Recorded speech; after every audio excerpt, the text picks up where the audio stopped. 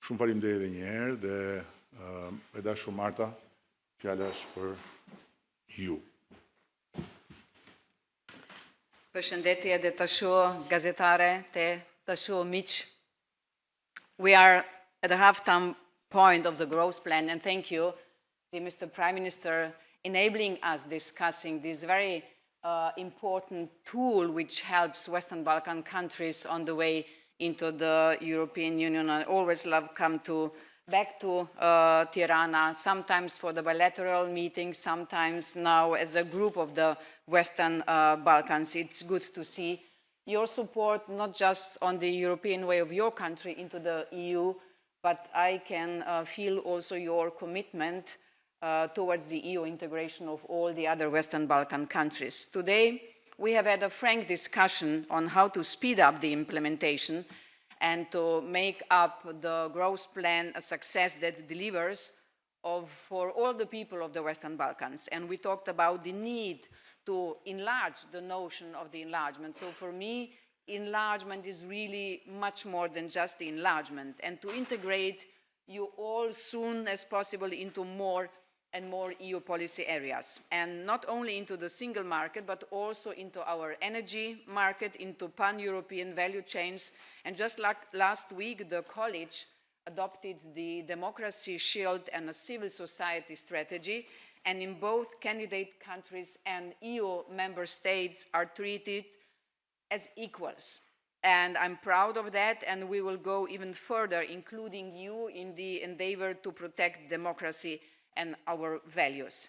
We want to make the European Union a lived reality in your countries already today, to bring prosperity, stability and security to all of us. In some area, this is already taking shape. Albanians, Montenegrins, Macedonians already benefit from cheaper transaction costs because of SEPA. But our ambition is for all of the countries to advance in sync, and we do not want new gaps to develop between the Western Balkan six. And because ultimately all the Western Balkan countries belong into the European Union, all Western Balkan countries should become full members of the Union with, and I stress, full rights as the confirmation for full alignment with EU laws, and even more important, with EU values. And let us focus today on how we can accelerate in the second half of the growth plan.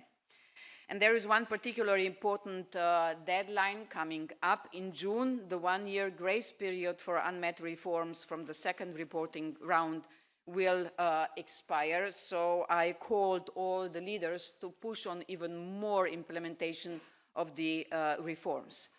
We also discussed the next steps in reducing roaming rates. Paying extra for cross-border phone calls or communication is something we no longer do inside the European Union, so why should you?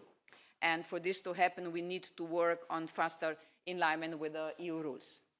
On the green lanes, implementation is ongoing.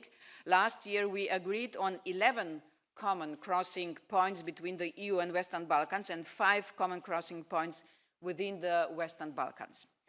And as you have seen this morning, the Commission and the World Bank exchanged a letter of intent committing to swiftly move on with the second phase of the Safe and Sustainable Transport Programme. And let's unblock projects to improve transport infrastructure, digital innovation, consumer protection and tourism.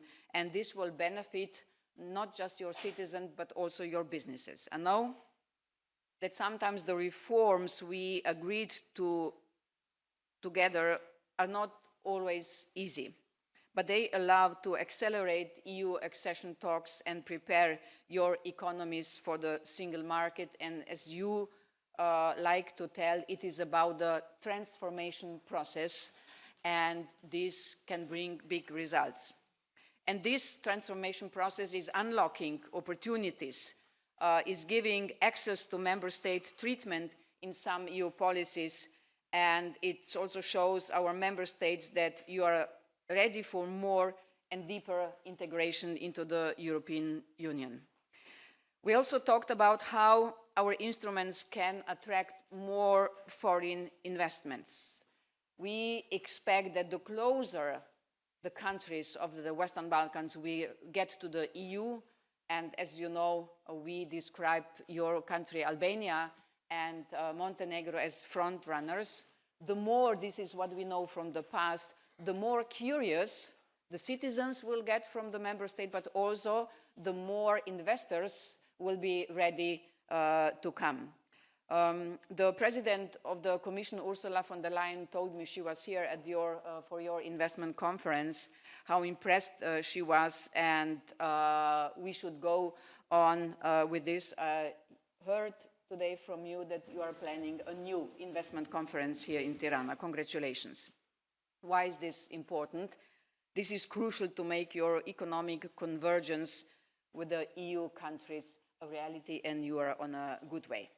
And to the end, we have another 2 years to make the growth plan really a resounding success and prepare the ground for your EU accession. And we should use every day to work on the European future of the Western Balkans. Faleminderit. Thank you, Prime Minister and Commissioner. Now we invite the journalists to ask their questions.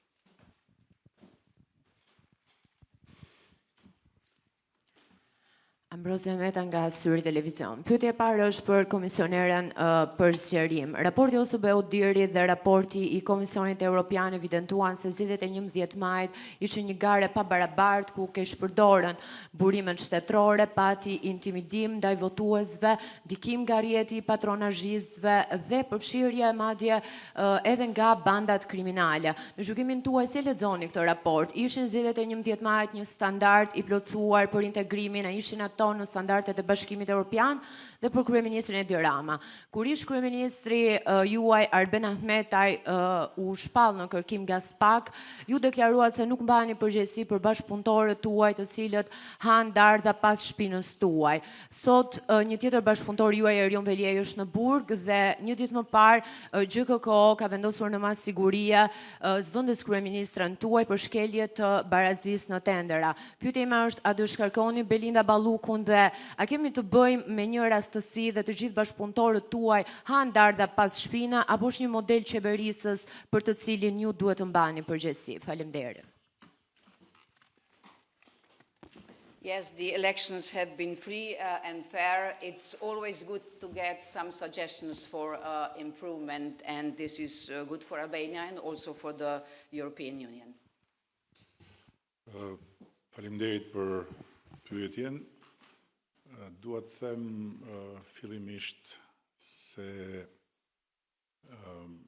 nëse sot Shqipëria i ka hapur të gjithë kapitujt e negociatave për antarësim,